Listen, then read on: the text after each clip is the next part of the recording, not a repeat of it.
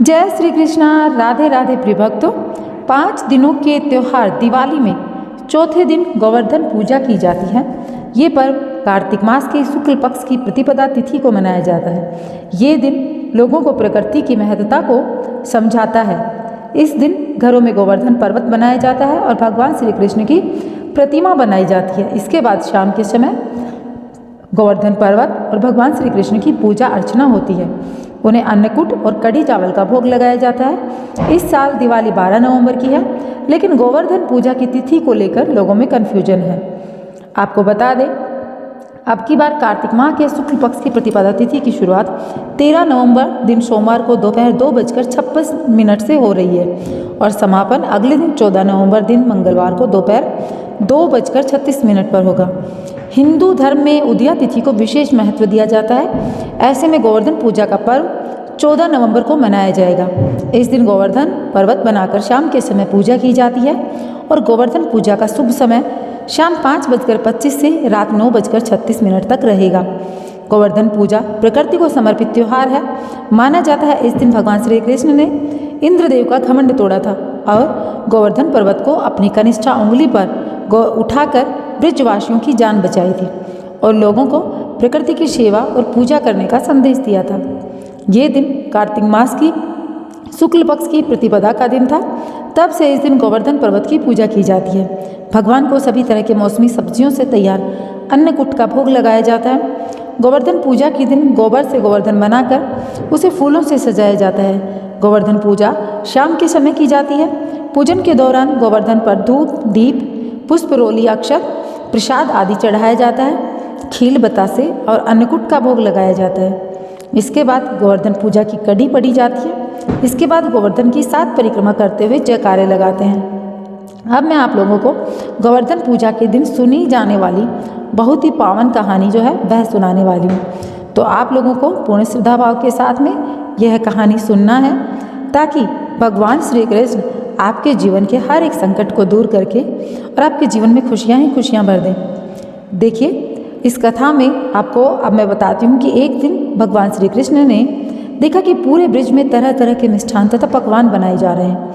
पूछने पर ज्ञात हुआ कि वृषासुर संहार कर मेघ देवता इंद्रराज की पूजा अर्चना की तैयारियां हो रही हैं। इंद्र की प्रसन्नता से वर्षा होगी, गायों को चारा मिलेगा तथा जीविकोपार्जन की समस्या हल होगी। यह सुनकर भगवान श्री कृष्ण ने इंद्र की निंदा करते हुए कहा कि उस देवता की पूजा करनी चाहिए जो प्रत्यक्ष आकर पूजन सामग्री स्वीकार करे। गोपों ने यह वचन सुनकर कहा कि कोटि कोटि देवताओं के राजा इंद्र की इस तरह निंदा नहीं करनी चाहिए। कृष्ण ने कहा, इंद्र में क्या शक्ति है जो पानी बरसाकर हमारी सहायता करेगा? उससे तो शक्तिशाली तथा सुंदर यह गोवर्धन पर्वत है जो वर्षा का मूल कारण है। इसकी हमें पूजा करनी चाहिए। गोवर्धन पूजा का महत्व एवं पौराणिक कथा भगवान श्री कृष्ण के वाकजाल में सबकर सभी ब्रजवासी घर जाकर गोवर्धन पूजा के चारों ओर धूम मचा दी। तत्पश्चात नंद जी ने ग्वाल गोपिकाओं सहित एक सभा में कृष्ण से पूछा, इंद्रजन से तो दुर्भिक्ष उत्पीड़न समाप्त होगा, चौमासे के सुंदर गीत जाएंगे, मगर गोवर्धन पूजा से क्या लाभ होगा? उत्तर में श्री कृष्ण जी ने गोवर्धन की बुरी बुरी प्रशंसा की तथा गोप गोपियों की आजीविका का एकमात्र सहारा सिद्ध किया। भगवान की बात सुनकर समस्त ब्रजमंडल बहुत प्रभावित हुआ तथा स्वगृह जाकर सुमधुर पकवानों सहित तराई में कृष्ण द्वारा बनाई विधि से गोवर्धन की पूजा की। भगवान की कृपा से ब्रजनीताओं द्वारा अर्पित समस्त पूजन सामग्री को गिरिराज ने स्वीकार करते हुए खूब आशीर्वाद दिया। सभी जन अपना पूजन सफल समझकर प्रसन्न हो रहे थे। तभी नारद जी इंद्र महोत्सव देखने के लिए ब्रज आ गए। पूछने पर ब्रज नागरिकों ने बताया कि श्री कृष्ण की आज्ञा से इस वर्ष इंद्र महोत्सव समाप्त कर दिया गया है। आपको बता दें, गोवर्धन पूजा का पर्व उनके स्थान पर गोवर्धन की पूजा की जा रही है। यह सुनते ही नारद उल्टे पांव इंद्रलोक गए तथा खिन्न मुद्रा में बोले, हे राजन, तुम महलों में सुख की नींद की खुमारी ले रहे हो, उधर ब्रजमंडल में तुम्हारी पूजा समाप्त करके गोवर्धन की पूजा हो रही है। इसमें इंद्र ने अपनी मानहानि समझकर मेघों को आज्ञा दी, फिर गोकुल में जाकर प्रलयकालिक वर्षा से पूरा गांव तहस नहस कर दे। पर्वताकार प्रलयकारी बादल ब्रज की ओर उमड़े। भयानक वर्षा देखकर ब्रजमंडल घबरा गया। सभी ब्रजवासी श्री कृष्ण की शरण में जाकर बोले, भगवान इंद्र हमारी नगरी को डुबोना चाहते हैं, अब क्या किया जाए?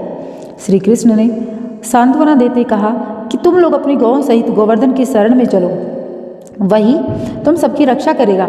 इस तरह समस्त ग्वाल बाल गोवर्धन की तराई में पहुंच गए। श्री कृष्ण ने गोवर्धन को कनिष्ठा उंगली पर उठा लिया और 7 दिन तक गोप गोपिकाएं उसी छाया में सुखपूर्वक रहे।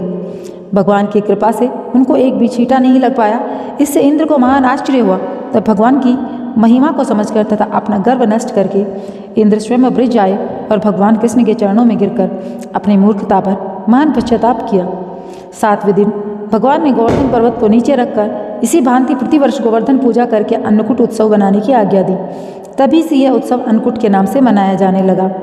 गोवर्धन पूजा हिंदुओं का अहम पर्व है, जिसे दीपावली के दूसरे दिन कार्तिक प्रतिपदा के दिन मनाया जाता है। द्वापर युग से चली आ रही गोवर्धन पूजा का संबंध, जैसे कि मैंने आपको बताया, भगवान श्री कृष्ण से है तथा अभी आप लोगों ने सारी जितना भी आप लोगों को बताया गया उसके अनुसार आपने जाना है।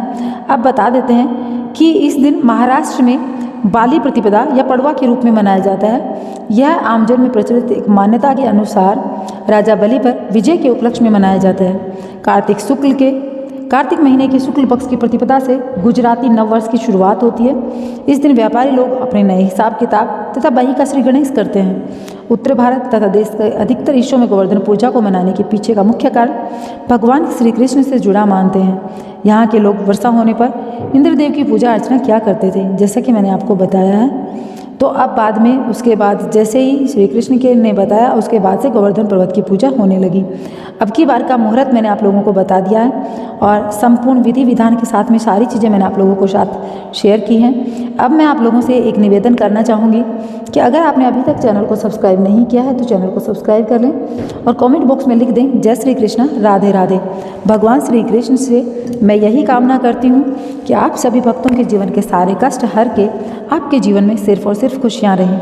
और हाँ, आप लोगों ने अभी तक अगर चैनल को सब्सक्राइब नहीं किया तो अवश्य कर दीजिएगा, क्योंकि आप लोगों को हिंदू धर्म से जुड़ी हुई तमाम जानकारी आपके अपने इस चैनल पर अवश्य उपलब्ध कराई जाती है, हर एक त्यौहार उत्सव के बारे में।